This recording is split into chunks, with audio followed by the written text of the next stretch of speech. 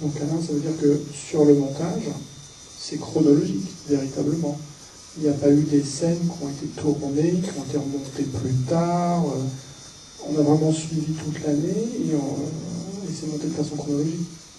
Je ne peux pas faire autrement. C'est-à-dire quand vous êtes dans ce système-là, vous ne pouvez pas, si vous prenez une scène que vous avez tournée au mois de décembre, que vous la mettez au mois de janvier, ça ne marche pas.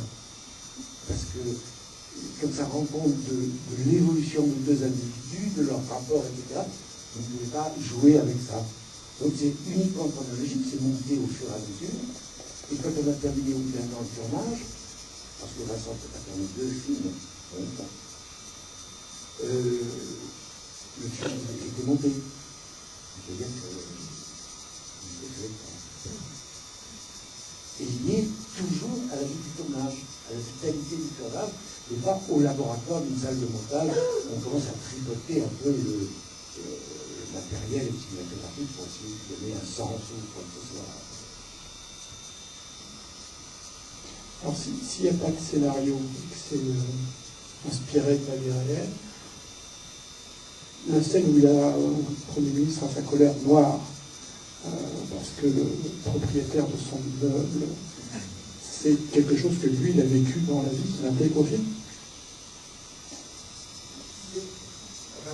J'étais chez moi, entre guillemets, on avait rendez-vous pour bavarder, pas pour travailler, pour bavarder, puis peut-être travailler. Hein. Il arrive, et moi j'étais au fond de la pièce, et en regardant, je me dis, je vais faire son entrée, je vais faire son entrée.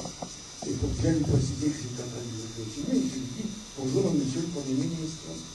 Alors comment ça va aujourd'hui, l'humeur? Et il enchaîne sur ce qu'il venait de vivre dans la matinée avec son propriétaire, sans savoir si ça allait servir le film, et en même temps se disant, c'est une très bonne anecdote quand même. Hein. Et moi, je laisse terminer, je ne sais même pas si ça rentrera dans le film ou pas. Hein. Et en même temps, ça me semblait aussi raconter beaucoup de choses de notre vie aujourd'hui. Et comme il raconte très bien. Hein. Si je filmais aussi bien que quelquefois il raconte, ce serait pas mal.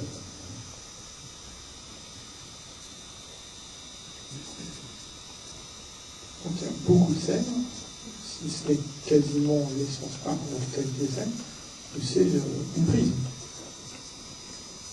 C'est sur l'instant. On ne peut pas faire autrement. C'est-à-dire que moi je ne suis pas comédien, donc je n'ai pas de sentiment quand je parle que je suis en train de jouer un rôle. Donc on ne peut pas refaire, il n'y a pas de texte, on ne peut pas refaire. Il n'y a jamais eu, en fait, une deuxième prise. Et là, je regardais avant d'entrer dans la dernière séquence, je le filme, il me filme, et chacun, au moment où on sort en mode caméra, continue à parler exactement de la même façon, sans caméra, qu'avec une caméra devant lui, et devant lui, devant le partenaire. C'est-à-dire que tout votre partenaire, vous avez quelqu'un qui parle derrière, et on ne bouge pas. Et dans la fiction et dans la réalité, on a essayé de faire comme s'il n'y avait pas de différence.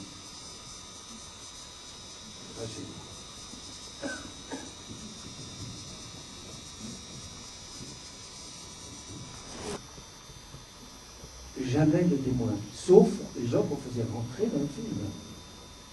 Mais tout ce qu'on a tourné de deux, et quand il y a une caméra qui est fixe, enfin une troisième caméra, parce qu'il y a trois caméras, elle est sur pied.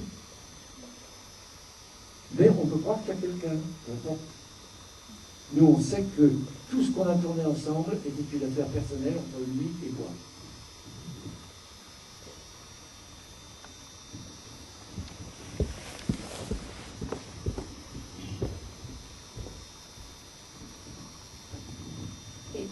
Je voulais savoir si vous regardiez toujours les prises que vous aviez faites et montées avant de continuer de tourner, ou pas toujours?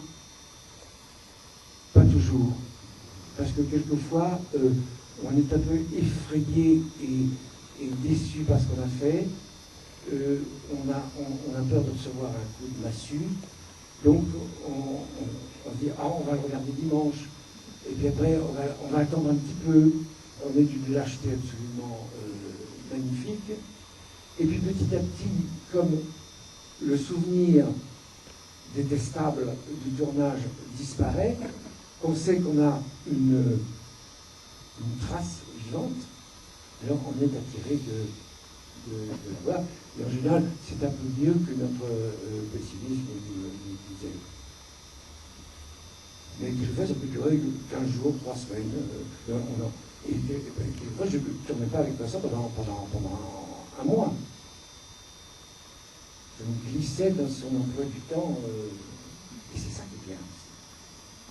C'est que moi, j'étais habitué à tourner des films 8 semaines, du matin jusqu'au soir, qui allaient m'envoyer du cinéma à chaque chantier. Et là, c'est autre chose. Les tragiques grecs, les films noirs américains, on avait une sorte de vraie passion pour la construction dans les films que je faisais avant. Donc ça m'est resté dans la tête.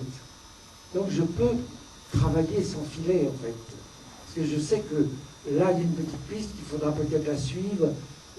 Je ne suis pas un débutant, voilà. Donc j'ai quand même des garde-fous, en fait, inconscients, et je les ai. Parce que je suis passé par une éducation de l'analyse dramatique d'un spectacle. Exposition qui finale, relance à la vitesse mobile, etc.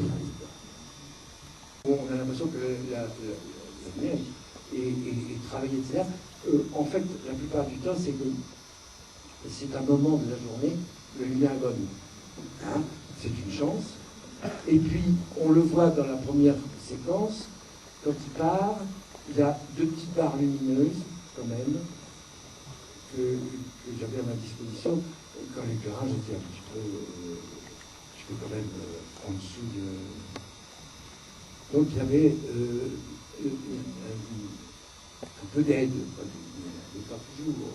Puis quelquefois on n'a pas le temps de l'installer. Non, c'est fait à la main, c'est vraiment fait à la main. Il y a 2, et c'est fait aussi à cause de l'intelligence de l'installateur. C'est-à-dire qu'il savait aussi me filmer, il savait me prendre les moments, il avait une idée derrière la tête. Il était extrêmement fin dans son jeu un peu fraternel et rare entre un filmeur et un acteur. C'est vrai, c'est un acteur.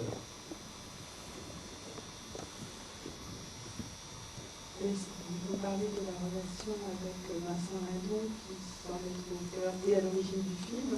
Pourquoi parler du pouvoir et de la relation, pourquoi ce choix de parler du pouvoir et de la relation entre 2 hommes politiques? Ça vient un petit peu de mon éducation, parce que mon père a exercé un pouvoir, et quand j'étais pré-ado et ado, ça me fascinait de voir comment se transformait cet homme, comment ça le travaillait. Et comme je me suis rapproché de lui bien après sa mort, en fait, j'ai revisité et en particulier cette espèce de délicieuse et fascinante et haïssable vanité de Jean de Pouvoir. Et c'est drôle, on parlait à une petite anecdote dans les mémoires de Roland Dumas. Il raconte qu'il parlait avec Mitterrand, et puis d'abord il disait on n'a jamais d'argent sur nous. C'est déjà ça prouve qu'il y a du monde qui paye de tout. Voilà. Et Mitterrand dit très innocemment, et il s'est rapporté. Et moi, depuis que je suis président, je n'ai jamais ouvert une porte. Et je trouve que c'est par ces détails-là qu'on comprend, et pas par les grands discours, qu'un cinéaste peut entrer un tout petit peu avec son film, avec son outil cinématographique dans le pouvoir qui décale un peu, qui change les personnes.